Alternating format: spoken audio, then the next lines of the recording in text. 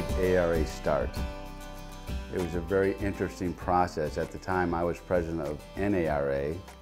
Tom Hunton was president of NFSA. Gary was TFI, and Jay was NACA at the time. And the four associations began to meet to talk about mainly the merger of the retail associations. And we had met all over the country in a lot of discussions on how we can get this done.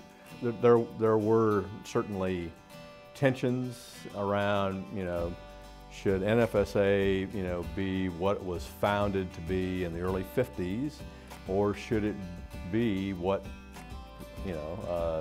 ARA was created to be out of the merger, and what it very much continues to be in a much more dynamic way today. NARA was in Washington, D.C. NFSA was in St. Louis. They saw the importance of Washington, D.C., but it just couldn't make the change at that time to move to Washington. So they started out again in St. Louis. And I think 5 years into that, I think they finally figured out that they need to be in Washington because that's where the representation needed to be for the dealer. I think the merger of the three associations prior to ARA, bringing them together and then moving that office from St. Louis to Washington, D.C. was just part of the growth of the need and the need that we be recognized as the lobbyists in Washington, D.C. on behalf of the ag retailers. In the era that I was there was less focus on policy and government affairs, but I was hired to sort of step up that arc of engagement, and the organization was still headquartered in Peoria, Illinois. Within about 20 months, we moved the organization to St. Louis, which is where ARA, was originally, headquartered with a Washington office, and then subsequently the decision was made to consolidate everything in Washington.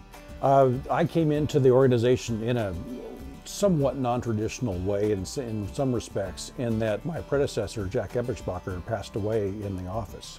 And Jack and his whole family were loved by the ARA team, both by the staff and the board, and so there was an aspect of not only coming in to pick up the leadership reins of the organization, but also a little bit of healing that needed to happen during that period. Funny story on Jack. He picked me up at the Denver airport in a rental car, and he had been to see somebody that I couldn't make that visit. I think in Nebraska. He picked me up at Denver.